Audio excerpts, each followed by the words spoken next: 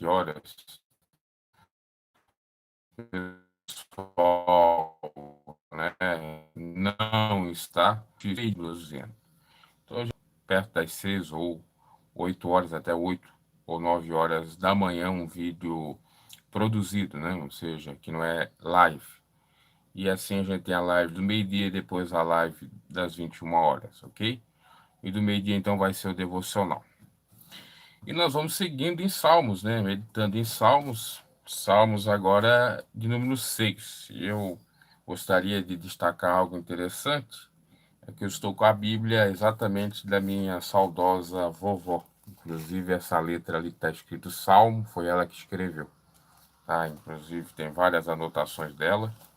Aqui, por exemplo, essas anotações dos livros todos, né? A letra não é muito, assim, vamos dizer, boa, mas... aliás, até algumas delas são até boas aqui, Salmo novamente. Enfim, faz 4 anos já partiu para o Senhor. E essa era a Bíblia que ela usou quase 20 anos de cristã. Desde ela se batizou em 97, faleceu em 2014, né? Era mais de ou quase 20 anos, né? Vamos lá. Vamos, Salmos 6. Lembrando que ela ainda falece com 95 anos, cumprindo inclusive o que a Bíblia diz, né? Que quem teme ao Senhor tem os seus dias acrescidos ou acrescentados na face da terra. Por isso que é muito importante. Mas sem delongas, vamos lá ao texto de Salmo 6, para esse devocional. Quem está chegando aí, bom dia, né? Agora já é boa tarde, bom almoço. Deixa o seu like e se inscreva no canal se não é inscrito. Salmo de Davi para o cantor mor em Neginote, sobre Seminite. Senhor, não me repreendas na tua ira, não me castigues no teu furor. Tem misericórdia de mim, Senhor, porque sou fraco. Sara-me, Senhor, porque os meus ossos estão perturbados. Até minha alma está perturbada, mas tu, Senhor, até quando? Volta-te, Senhor. Livra minha alma, salva-me, por tua benignidade, porque na morte não há lembrança de ti. No sepulcro, quem te louvará? Já estou cansado do meu gemido. Toda noite faço nadar a minha calma. Aliás, nadar a minha cama, perdão. Molho e o meu leito molho o meu leito com as minhas lágrimas. Já os meus olhos estão consumidos pela mágoa e envelhecido por causa de todos os meus inimigos. Apartai-vos de mim, todos os que praticais a iniquidade, porque o Senhor já ouviu a voz do meu lamento. O Senhor já ouviu a minha súplica. O Senhor aceitará a minha oração. Envergonhem-se, ou envergonhem-se e perturbem-se todos os meus inimigos. Tornem atrás e envergonhem-se no momento. Então, Davi, nesse salmo, expressa exatamente a sua confiança em Deus e faz uma oração, recorrendo a Deus tão somente e único que pode lhe trazer aquilo que ele almeja, que é paz, gozo, prosperidade, livramento e, obviamente, a paz que não é como o mundo dá, mas sim como o próprio Senhor Jesus, certa feita, disse, que é diferente, que nos preenche por completo. Então ele clama ao Senhor, certo, convicto, que Deus vai lhe responder a sua súplica, a sua petição. E eu já falava isso no outro devocional, dizendo que Jesus, certa feita, disse: tudo que pedis ao Pai, crendo, recebereis. Não basta simplesmente nós fazermos oração, é necessário ter fé. Não basta simplesmente nós movermos os lábios, louvarmos até mesmo a Deus, é necessário ter fé para tanto louvar a Deus de coração, bem como para orar a Deus de coração, com fé, convicto na certeza na vitória de Deus. E Davi assim fazia, sabendo que errou, sabendo que pecou, reconhecendo as suas falhas, debilidades, reconhecendo os seus muitos pecados, mas foi humilde. Por isso que Davi tinha um coração segundo Deus, não porque ele era mais santo, mais perfeito que os outros, mas sim porque ele era humilde, porque ele reconhecia os seus erros, as suas fraquezas, e se colocava diante de Deus como um pecador, assim como o Senhor Jesus, certa feita, disse naquela parábola do republicano e do fariseu. O republicano dizia: Senhor, Senhor, eu não sou digno nem de olhar para ti, perdoa-me. Já o fariseu, naquela oração, dizia: Ah, Senhor, te dou o dízimo. Ó Senhor, eu sou uma boa pessoa, eu faço isso, eu faço aquilo. Honra, não sou igual esse republicano, esse pecador. E quem que saiu com a oração justificada, respondida por Deus? Foi o republicano, foi aquele que se humilhou, porque todo aquele que se humilha diante das potentes mãos de Deus, ele exalta no seu momento certo, ele abençoa, ele concede o perdão, ele concede a vitória, a restauração e etc. E assim Davi, falando da gravidade do seu pecado, porque ele foi homicida e foi adúltero, sofreu as consequências, né? Porque muitas das vezes chega a pensar: ah, Davi fez o que fez, não aconteceu nada, Deus perdoou e então eu posso pecar. Não é isso. Ele sofreu as consequências. Ele teve uma série de problemáticas, como quando o profeta Natan chegou e disse: olha, a espada do Senhor é contra a tua casa, é contra a tua família. Aconteceu. Ele teve os filhos contra ele. Ele perdeu o filho que ele teve com Batseba. Absalão morreu, teve um caso incestuoso na sua própria família de irmão com irmã, Aminon e Tamar, e etc. Teve uma série de problemáticas, Davi. Consequências de quê? Do seu pecado. Tudo que o homem semear, ele vai colher. A Bíblia diz que o salário do pecado é a morte. Davi não morreu, mas padeceu. Não morreu fisicamente, mas padeceu, sofreu as consequências. E a sorte dele ter se mantido em pé foi exatamente ele ter um coração segundo Deus, ser humilde. E Deus se voltou para ele, teve misericórdia dele, deu uma nova oportunidade, uma nova chance, assim como pode dar para você, para mim, para todos que de fato reconhecem as suas falhas e que reconhece no Senhor a sua fortaleza, que reconhece que o Senhor é o Salvador, é uma pedra, é a rocha salvadora, e não há outro, e não há outra rocha de salvação. Por isso é necessário, de fato, nós termos essa consciência do Evangelho, porque do contrário, a bênção demorará para vir. Do contrário, nós estaremos bem distante de Deus, porque a soberba, ela é danosa. O provérbio chega a dizer que a soberba é a ruína, ou seja, a consequência da soberba é a ruína. Agora, a consequência, o resultado da humildade é a honra. Diante da honra vai o quê? A humildade. Ambas as frases ou ditos falados por Salomão, que infelizmente chegou um dado momento da sua vida que ele pecou. Salomão, que era filho de Davi, com a mesma mulher que Davi fez o primeiro filho de uma maneira adulterina, né? Que era casada com Urias. Aquele primeiro filho dela morreu. Depois eles continuaram casados e tiveram Salomão, que também decepcionou, porque se enveredou por outros caminhos, foi para atrás de outros deuses, se prostituiu com outras mulheres de outros povos pagãos, enfim. E muitos chegam até a cunhar a ele como o pai do ocultismo ou da maçonaria, etc. A Bíblia não nos revela bem isso. O fato é que ele foi ou se debandeou, né? Ou se de fato foi para o lado ocultista. Obviamente, deixando a verdade de Deus. Pai do Senhor, os irmãos estão chegando, irmão Lucimar Rebelo, também o Lucas Ribeiro. Ali, a irmã é Rebelo, né? E o irmão é Ribeiro. Ok. Senhor, não me repreendas na tua ira. Davi ora, Senhor, tenha misericórdia de mim. Eu sei que eu pequei, eu sei que é de fato certo, Senhor, vim com a sua ira sobre mim, eu sou merecedor. Mas não me repreenda da maneira como é para ser repreendido, ou seja, no sentido de não me castigue ainda mais. Eu já estou passando uma grande prova. Me ajude, perdoe meus pecados e não me castigues no teu furor. Tenha misericórdia de mim.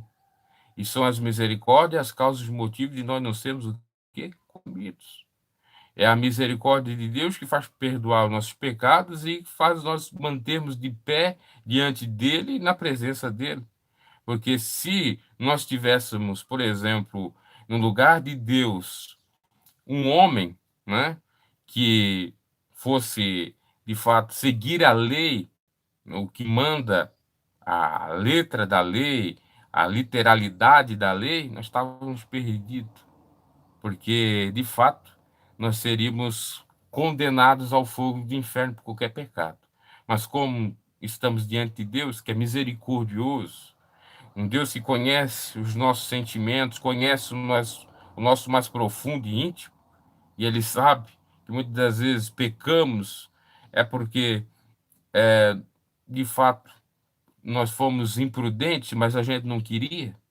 Ele sabe daquele que peca, a diferença do pecador quanto mais para o pecador que não quer pecar, mas acaba pecando porque não vigiou e que quer viver em santidade, então ele concede a misericórdia. Nós temos um advogado, que é Jesus Cristo, que advoga a nossa causa, nosso pleito, as nossas orações, nossas petições, diante do Rei dos Reis, diante do Juiz dos Juízes, que é Deus. Tem misericórdia de mim, no versículo 2 diz, Senhor, porque sou fraco. Olha aqui, Davi reconhece, eu sou fraco. Eu sou pó e cinza. O espírito está preparado, mas a carne é fraca. Eu sou fraco. Você e eu somos fracos. Né? Nós não somos nenhum, eu sempre digo aqui, nós não somos nenhum super-homens, né? Super-homens ou super-heroínas no caso das mulheres. Nós não somos. Nós estamos sujeitos à falha, ao erro. No entanto, devemos, de fato, reconsiderar os nossos erros, nossas falhas, rever os nossos posicionamentos, quando nós, de fato, estamos contra o Evangelho, pedir misericórdia para Deus. Para pedir, se magoou, ofendeu algum irmão, também. Eu sei que a casos e mais casos, às vezes é difícil, mas é o que manda o Evangelho, e a gente não pode ser contra. Então, tem misericórdia de mim, Senhor, porque eu sou fraco.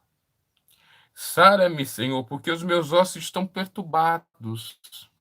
Veja que ele considera a sua fraqueza, né? Ele fala, ele externa, ele desabafa sobre a sua fraqueza, e diz ainda que ele está totalmente perturbado, seus ossos estão,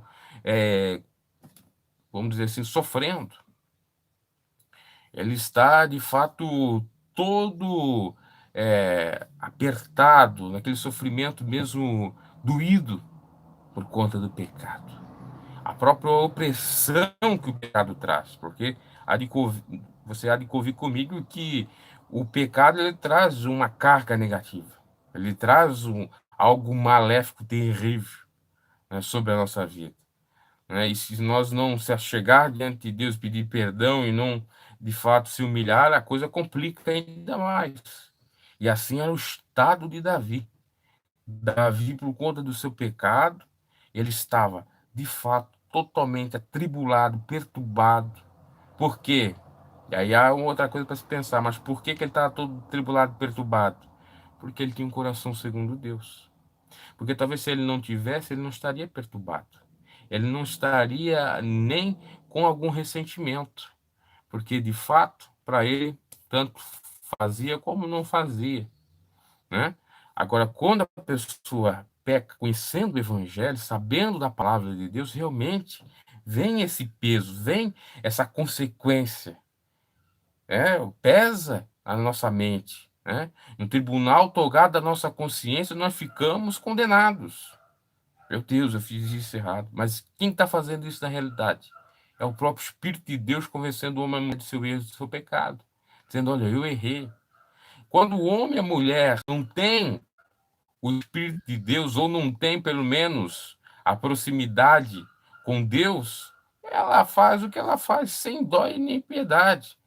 Ela não tem ressentimento. Por isso nós vemos tantos ímpios que não creem em Deus, que não respeitam a Deus, enfim, que eles fazem barbáries. que eles são sanguinolentos, que eles são guerreiros que gostam de matar, gostam de fazer genocídios, matança de humanidades, etc. Se você estudar a Primeira Guerra Mundial, a Segunda Guerra Mundial, você vê ali claramente. Ah, ainda diz que, por exemplo, no caso da Segunda Guerra, que o senhor Hitler, né, defensor apenas de nome, apenas uma religião, não da Bíblia, não do Evangelho.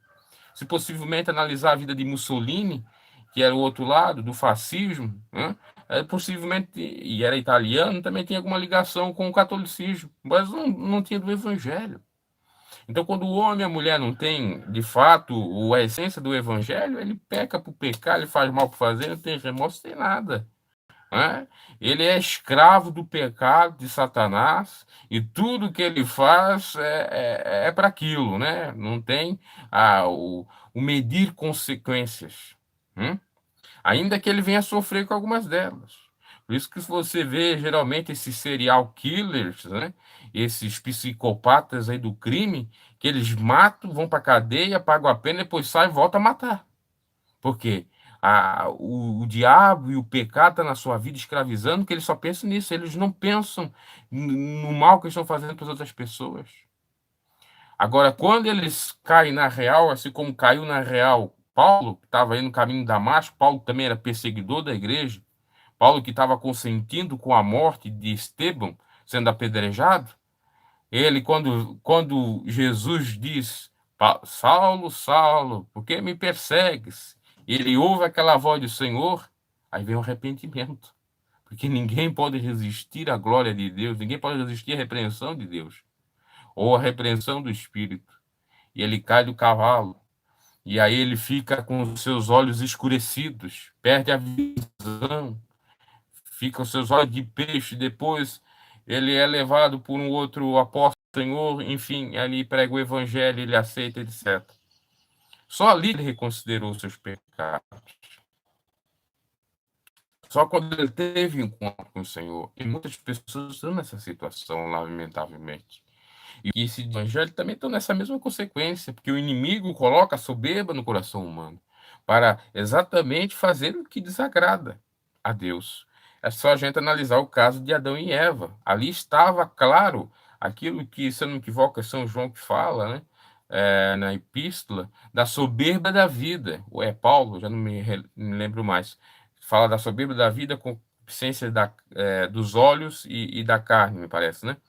Ali tem a soberba da vida que o diabo colocou em Eva, ao ponto dela achar assim, não, certamente eu não vou morrer, né? Colocou-se acima de Deus por influência do maligno. E às vezes o inimigo coloca isso na mente da pessoa, não, você pode fazer isso, Deus vai perdoar, ou vai estar tudo ok, né?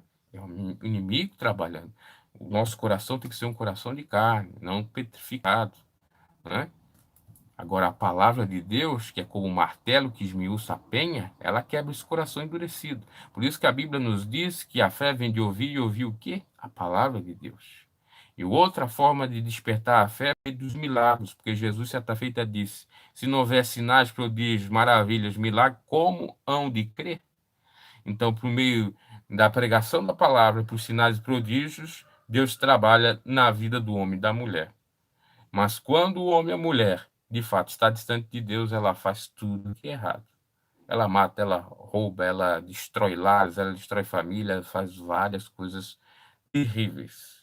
Por isso é necessário, de fato, pregarmos o evangelho e orarmos a Deus para que Deus trabalhe no coração desse homem, dessa mulher. Davi pecou, mas tinha um coração segundo Deus. Muitos pecam e não têm um coração segundo Deus. Seu coração é petrificado, não, deve me perdoar, tal. E continuam no erro. E as consequências vão vindo, até que culmina até mesmo na morte. Porque uma hora vai acontecer isso também. Inclusive, esses sanguinários que fazem isso sem dó nem compaixão, uma hora vai vir a consequência terrível para eles também. Porque Deus vai dando chance, mas Deus também não gosta de ser feito de otário, não. Tá? Deus tem o seu furor. Coisa horrível e terrena é cair nas mãos do Deus vivo, né? Tanto é verdade que a gente tem vários exemplos na Bíblia. Ah, não, Deus é amor, Deus vai salvar todo mundo, teoria da teologia universalista, né? Eu sempre falo disso, mas só que o mesmo Deus que, segundo ele, vai salvar o mundo, o que que ele fez com aqueles que Noé estava pregando e eles não quiseram saber da verdade? Pereceram no dilúvio, né? O que é que Deus fez com aqueles sodomitas que não quiseram saber do evangelho e ainda incitar uma série de perversidades ao ponto até mesmo de de desejarem copular com os anjos do Senhor que vieram falar com Ló? A Sodoma e Gomorra foi consumida com chamas. Então, tudo tem consequência. Ah, como que o Deus pode ser amor? Aconteceu isso aí, não aconteceu? Hã? Ah, mas é o Deus do Velho Testamento, Deus do Novo Testamento, é um Deus melhor. É o mesmo Deus. É o mesmo Deus de ontem, hoje e eternamente. É o mesmo Deus que não tirou as consequências de Davi, do seu pecado, do seu sofrimento. Hã? É o mesmo Deus que permitiu acontecer aquilo que aconteceu com o Judas Iscariotes, porque Deus poderia ter impedido, se é tão amor assim, né? Hã? Mas é consequência dos próprios homens. Deus realmente não faz nada. O homem escolhe o mal e vem a consequência do mal, né?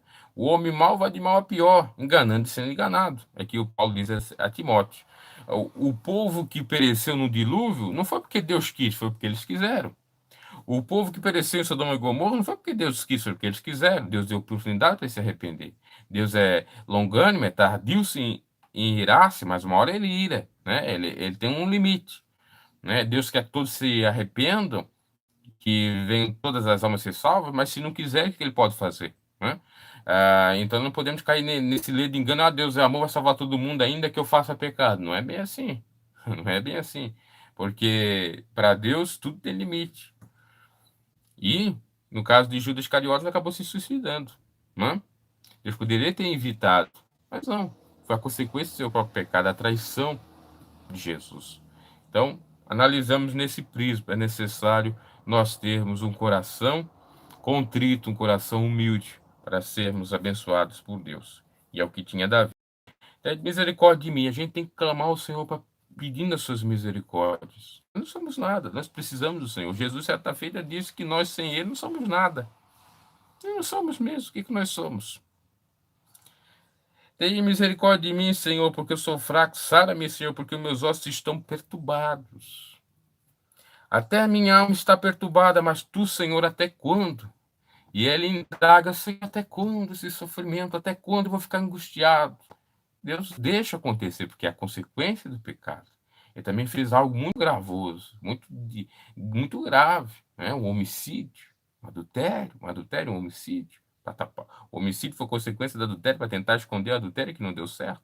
Que para Deus as coisas ocultas, elas não continuam ocultas, né? Tudo é evidenciado, tudo é feito às claras, tudo é mostrado às claras. Então, olha a consequência terrível. E isso serve até para os nossos dias, né? Às vezes a gente está passando uma tribulação tão grande, um sofrimento tão grande, e a gente diz, Senhor, até quando? Não aguento mais, estou esgotado, não sei mais o que fazer, eu já orei, eu já jejuei, eu já consagrei, eu já fiz isso, já fiz aquilo, e nada resolve. Senhor, o que é isso? Que provação é essa? Calma. O tempo de Deus não é o tempo dos homens. Deus prova o homem e a mulher como é provado no fogo. Quando trata-se de, obviamente, provação. Quando não é provação, é consequência do pecado, você vai ter que passar por essa consequência. Aí examine o homem a si mesmo, né? Se é pecado, é provação. Examine o homem a si mesmo. É o que a palavra de Deus nos diz, né? O apóstolo Paulo diz lá, na questão de tomar a Santa Ceia indignamente, né? Examinar o homem a si mesmo. Então examine se você está certo ou não. Se é consequência do pecado ou se é provação.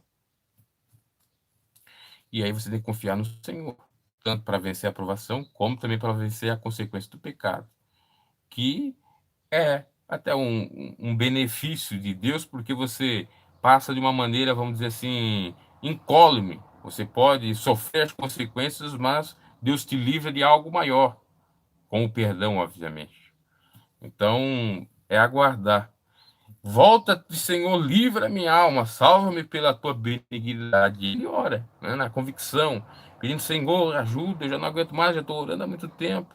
Porque na morte não há lembrança de ti, no sepulcro quem te louvará. Né? Ele chega a dizer o seguinte, Senhor, resolve meu problema agora, porque depois de morto acabou-se. A morte é descanso, diz o ditado. Então, como que eu posso lembrar de ti, né, como um Senhor misericordioso, um Senhor que de fato perdoa, se eu passei a vida toda sofrendo, né? Lembrando que era consequência do pecado. E no sepulcro, quem te louvará? Eu quero te louvar com o meu fôlego de vida, Senhor, me ajuda, né? Às vezes você faz um propósito, Senhor, se o Senhor me curar, se o Senhor me abençoar, eu vou te servir com mais fé, com mais vigor.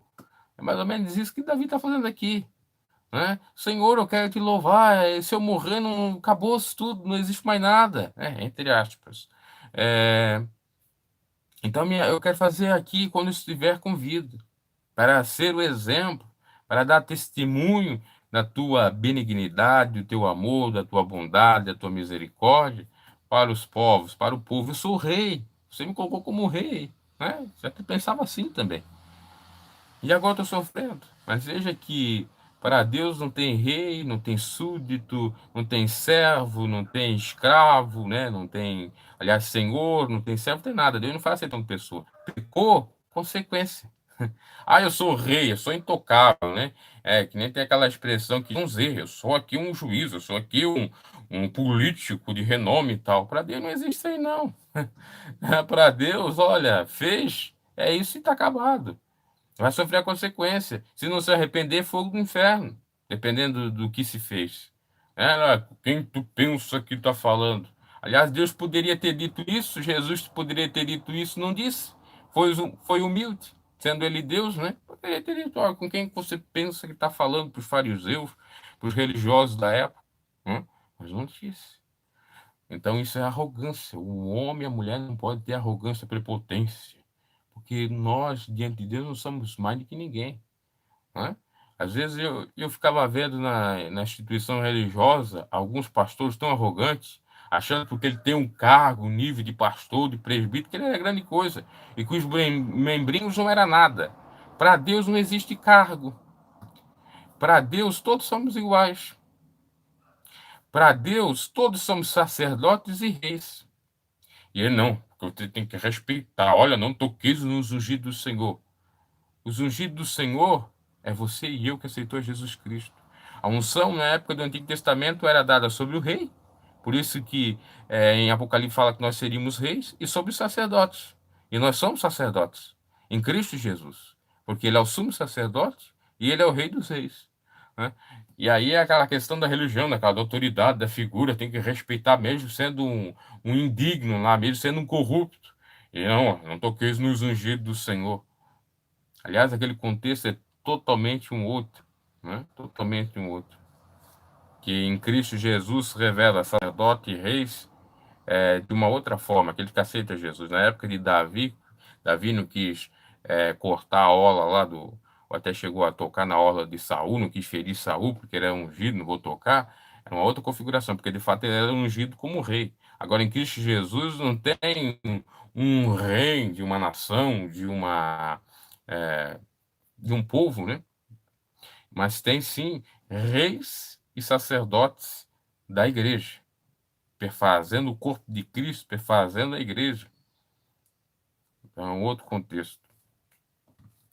Então, nós não podemos ser arrogantes nesse sentido.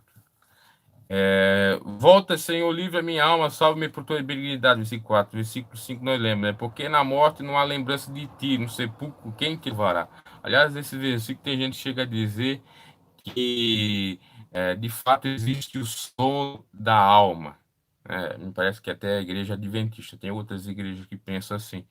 Quer dizer que quando a gente morre, acabou tudo e só vamos voltar à consciência e a viver quando houver o arrebatamento ou a ressurreição. E não é bem assim. O corpo sim dorme e fica como pó, né? Ou vai se acabar como pó. A alma terá duas destinações, ou o inferno ou o céu. E o espírito, fogo de vida, que Deus soprou, né? O fôlego nas nossas narinas, esse retorna ao Pai. Então, aqui na realidade que Davi está se referindo é exatamente o seu corpo, que nessa vida ele não tem como glorificar a Deus com o seu corpo. vai poder glorificar a Deus num corpo glorificado mais tarde, né? E, obviamente, de maneira um pouco mais diferente, apesar da alma permanecer a mesma, a essência permanecer a mesma, tá? A consciência, a boa parte do que nós fizemos aqui, a memória e tudo, a Bíblia nos dá esses indícios que vão permanecer, que a gente vai lembrar de algumas coisas. Quando diz lá em Apocalipse que não haverá mais choro, todo pranto será tirado, a lágrima, tudo será esquecido, pode ser que a parte mais negativa seja tirada da nossa memória, né, para a gente não ficar tão abalado. Mas as partes boas, lembranças talvez dos nossos entes queridos que já partiram e que estão no Senhor, nós vamos ter, tá? Então é necessário abrir esse parênteses para falar aqui, porque esse versículo, dentre outros que até falado em Salmos, tem gente que cria uma doutrina acerca disso, tem uma teoria acerca disso, e eu já estou refutando, né? Porque eu creio exatamente nessas três coisas. Aliás, até um nome científico, eu não me recordo agora, né? Que nós somos feitos de corpo, alma e espírito. Tem uma corrente que pensa que a gente só foi ou é criado apenas de corpo e alma, e ainda tem essa questão do sono da alma, tá? É uma questão até de escatologia aqui. Mas vamos seguindo. Já estou cansado do meu gemido. Toda noite faço nadar a minha cama. Molho o meu leito com as minhas lágrimas. Quer dizer, ele está chorando, molhando seu travesseiro, molhando a sua cama, do choro, do soluço. Que de fato, quando a dor é demais, a pessoa chora, a pessoa soluceia, a pessoa fica bem, né? é, bem abatida, sofre muito. E era o caso de Davi. Veja que a questão da carga do pecado, para quem conhece a verdade, é terrível. Ela atrofia a pessoa, ela faz mal para a pessoa por dentro, enfim. Só Deus mesmo para tirar isso. Eu já estou cansado do meu gemido, está gemendo. Toda noite faço nadar a minha cama, molho, quer dizer, choro no meu leito com as minhas lágrimas, né? Poça de choro e lágrimas. Já os meus olhos estão consumidos pela mágoa e tenho envelhecido por causa de todos os meus inimigos, né? Aquela questão de se incomodar muito e ver os cabelos brancos envelhecer. Até aqui o Davi fala, né? E é verdade, né? Você está se incomodando, você está com. Aliás, é que tem pessoas que se incomodam com coisas secundárias, né? Irrelevantes, e acabam tendo sofrimentos à toa, e até às vezes sofrendo com algumas patologias, doenças, né? Como pode culminar num derrame, pode culminar no AVC, até no câncer, esse incomodamento, vamos dizer assim, interno, né? E que, à luz do Evangelho, não é certo, né? Você tem que ter o autocontrole, você tem que pensar em Deus, você tem que pensar naquilo que é bom, naquilo que é verdadeiro, para ter a paz de Deus para vencer isso. No caso, repito aqui de Davi, era o pecado. O pecado traz tudo isso. Veja só. Problemas nos seus ossos, problemas na sua alma, problemas no seu físico, né? Porque, tanto o osso ali configura o físico, como o derramar lágrimas, a mágoa, etc. Enfim, trouxe uma série de malefícios para a sua vida, para todas as áreas, eu até diria, da sua vida. Olha a consequência do pecado. Apartai-vos de mim todos os que praticam a iniquidade, pecado, porque o Senhor já ouviu o meu lamento. E aí ele, no final do Salmo, né, que é um cântico meio parecido com quase uma oração, ele de fato diz, olha, eu confio que o Senhor vai ouvir a minha lamentação. Eu confio que o Senhor vai apartar de mim aqueles que praticam a iniquidade, que fazem mal de mim. Porque além dele sofrer com a consequência do pecado, ele internamente com ele mesmo, ainda tinha as pessoas que falavam mal dele, né? Diz, olha, o rei, ó, tal rei santão, que ele foi escolhido por Deus, né? A mesma coisa que a gente ouve, ou na igreja, ou fora da igreja, quando alguém faz algum erro, alguma coisa errada, e diz, olha, o santão, o santarrão, olha o que ele fez aí e tal, né? E ele estava da mesma maneira. Os amigos, as pessoas próximas dele, tá dizendo, olha, fez isso, né? E às vezes até mesmo provocando ele, irritando ele mais ainda. Então, por isso que ele diz: apartai-vos de mim todos os que praticarem iniquidade, o pecado, porque também zombar, fazer bullying, isso configura até como um bullying, como intimidação, a pessoa que já está sofrendo, é pecado, é errado. Às vezes a gente vê, eu já assisti muitas cenas lamentáveis, de pessoas ébrias, embriagadas, bem embriagadas, né? Aí passam diante de uma galera e a galera começa a zombar daquele, e chamar ele disso, chamar aquilo, quando não vai para as vias de fato. Era mais ou menos assim que Davi estava se sentindo, estava sofrendo. Isso não é do evangelho, isso é de gente que realmente não ama o seu próximo, né? E ai daqueles que endossam a bebida, Isaías vai falar disso, porque uma coisa é um cálicezinho, por exemplo, o próprio Paulo chega a dizer para Timóteo tomar um pouco de vinho para curar os problemas estomacais. Uma outra coisa é fazer o sujeito se embriagar para servir de escárnio, né? Então tudo isso se configura aqui nesse contexto. E Davi estava sofrendo mais ou menos isso. E você sabe como é ruim isso, né? Você está passando um perrengue e vir pessoas para estar do teu lado e dizer assim: olha, eu estou contigo, você pode confiar comigo, tem um ombro amigo, tá? Você pode dividir as suas opiniões, as suas lamentações comigo, né? Você pode contar, desabafar, estou aqui para te ouvir. Aí você vem chega uma pessoa perto de ti para dizer: ah, tá sofrendo, tem que sofrer mais ainda. Quem manda? Não te falei? Ou ainda dizer assim: ah, não é o bonzão agora, né?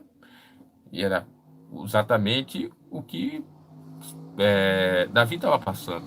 Por isso que ele buscou o Senhor, porque nessas horas é só Deus mesmo, um único e verdadeiro amigo e irmão, que pode, e pai, obviamente, irmão Jesus, né? Para ajudar. Porque, de fato, as pessoas, quando a gente passa por perrengue, elas nos decepcionam ainda mais, elas nos afastam, né? Por exemplo, a questão de necessidade monetária, se a pessoa está passando por um perrengue nesse sentido, uma crise, as pessoas, né, se tem muitos amigos, perde os amigos. Agora, quando está na abastança, quando é tudo mil maravilhas, né? Riquezas e mais riquezas, e a pessoa está bem fisicamente para curtir, então vai, né? E assim Davi estava passando a sua miséria existencialmente falando, hã? E consequentemente em outras áreas, e aí ninguém estava ali com ele.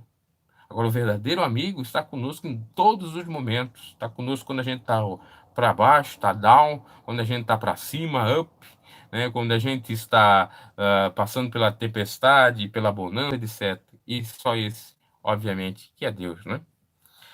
E ele confia exatamente porque tem essa certeza, essa convicção de que somente Deus que pode lhe ajudar nesse sentido.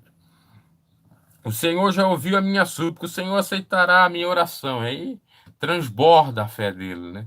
Porque, de fato, ele percebe, até mesmo quando possivelmente ele está fazendo o cântico, que a palavra salvo quer dizer cântico, e a oração, ele percebe, Deus trabalha, o Espírito de Deus trabalha, dizendo o seguinte: olha, aqueles que diziam que eram seus amigos, não são bem seus amigos. A Pai do Senhor e Mãe de Helena está chegando aí. Não são bem seus amigos. Olha, agora que você está sofrendo, eles te desampararam. Eu estou aqui para te ouvir e para falar contigo, e para te encher, para te perdoar, para te salvar, para te abençoar, etc. Olha que lindo isso, né? O Senhor já ouviu a minha súplica, o Senhor aceitou a minha oração. E envergonhe-se e perturbe-se todos os meus inimigos, que queriam ver eu lá para baixo, que queriam ver o meu mal, a derrocada, a minha destruição. Porque o Senhor é a minha bandeira, porque o Senhor está na frente para pelejar pela minha causa. O Senhor está na frente, o combatente, o Senhor dos exércitos. Todos atrás envergonham-se no momento. E é isso que Deus faz, meus caros, quando nós confiamos em Deus, quando nós depositamos a nossa fé nele e clamamos a ele, buscamos nas horas mais difíceis, porque de fato é só Deus que pode nos ajudar. O homem nos decepciona e muito. Quando nós mais precisamos das pessoas, elas nos abandonam. Agora, Deus, ainda que a mãe abandone seu filho, Deus não nos abandona. Aleluia. Deus é tremendo. E eu posso até mesmo testificar disso. Eu sou testemunha disso. Em muitas situações que eu já passei na minha vida, e de até mesmo pensar de uma maneira tão negativa ao ponto de querer até a morte. E Deus veio e respondeu a minha oração, ou veio e me deu o consolo, o refrigério que eu tanto precisava, falando comigo. E assim é o que devemos fazer quando a gente está muito abatido, muito atribulado. Davi estava abatido, atribulado por consequência do pecado. Às vezes a gente está abatido, atribulado, inerente das condições do próprio cotidiano. É muita pressão, é muito trabalho, é problema na família, é isso. Orar. Momentozinho de oração. Às vezes é a própria aprovação de Deus também, né? São três questões aí que, de fato, surgem os problemas. A primeira é por conta da própria nossa natureza, né? Adão e Eva pecaram, a consequência de Adão e Eva ter pecado foi o quê? Não ter vida eterna e sofrer com dores. Então, às vezes vêm as dores, as crises, os problemas inerentes da própria condição humana. Os problemas não é de pecado, né? E não é provação, é simplesmente por conta disso. Aí tem a questão de ser por pecado, consequência de vir as tribulações ou aflições e também de uma provação, né? E nos três casos a gente tem que orar. A solução é oração, a chave da bênção é oração. É o diálogo com Deus. Pode ser verbalizado, né? Você pode orar a Deus falando, ou você pode orar em mente. No seu trabalho, onde você estiver, pensar no Senhor. Ligar o seu pensamento no trono da graça, porque a vitória, ela virá, com toda certeza. Porque Deus é Deus, ele não é filho do homem para que minta, nem, aliás, não é homem para que minta, nem filho do homem para que se arrependa. Ele cumpre o que, de fato, ele diz na sua palavra. Então, pensando nesse sentido. E aqueles que nos humilham, e aqueles que querem ver a nossa, né, caída, e zombam, etc., vão ficar envergonhados, ficar pasmos. Mas como? O sujeito estava lá daquela maneira, agora já está bem assim. O que que aconteceu? Você está roubando, você está com. Você ganhou alguma. Enganou alguma pessoa, né? E tal. Mas não, é Deus agindo, é Deus trabalhando. Olha, agora tá com uma afeição melhor, tá com aparência melhor, tá com o sorriso estampado no rosto. O que que aconteceu? É a alegria, o gozo do Espírito de Deus sobre a vida da pessoa que de fato está em comunhão com Deus. Porque quando nós estamos em comunhão com o Senhor, os frutos do Divino Espírito de Deus estão na nossa vida. O amor, a temperança, a benignidade, aqueles 9 é, é, frutos do Espírito que está lá em Gálatas.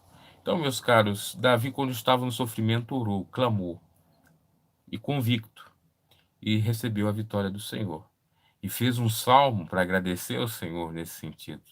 E é isso que a gente deve fazer. Agora a gente parte para a parte derradeira desse devocional, que é uma breve oração. Oremos. Glorioso Deus eterno Pai, muito obrigado por essa oportunidade, muito obrigado por estarmos pregando a tua palavra nesse dia, perdoa os pecados, nossas falhas e debilidades, abençoa todos aqueles que estiverem aqui conosco, que estão em suas vidas, conceda o desejo do seu coração, abre as portas, manifesta a tua glória, nos dá mais força e vontade de estar em comunhão contigo, buscando a tua face, as tuas misericórdias, as tuas bênçãos dos altos céus, porque só o Senhor é que pode nos ajudar e nos valer nos dias mais terríveis que nós estamos passando na face da terra. Por conta do pecado, o amor de muitos tem se esfriado e muitas pessoas têm nos magoado, nos decepcionado, feito tantas coisas ruins para nós. E só o Senhor para nos dar realmente o alívio, a paz, o gozo, perdoar essas pessoas.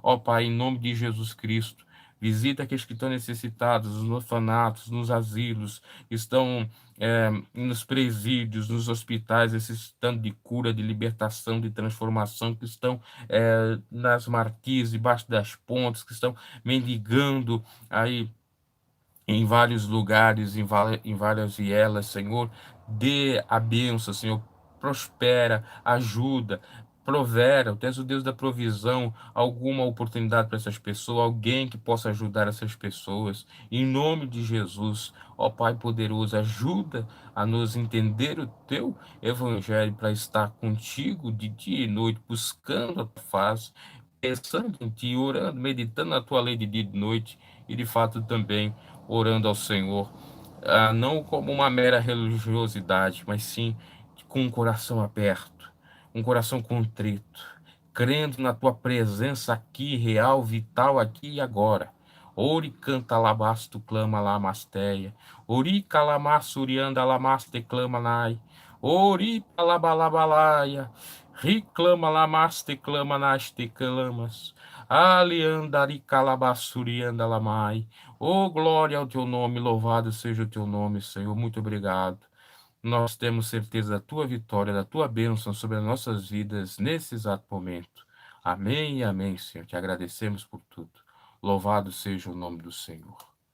Então, irmãos, fato é este.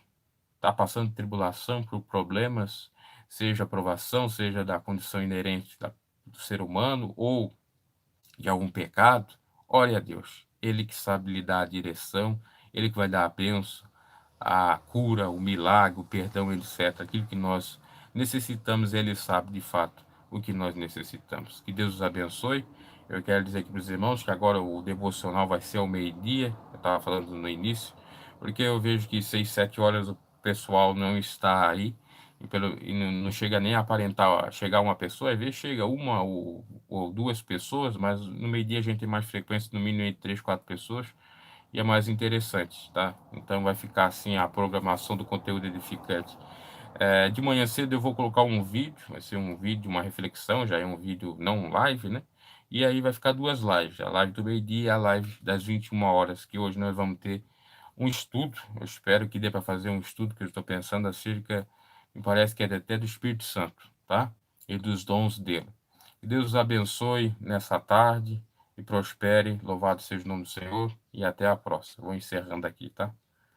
Paz e Deus para todos que estiveram conosco, irmão Lucas Ribeiro, Edilene Oliveira e também a Lucimar Rebelo, que participou.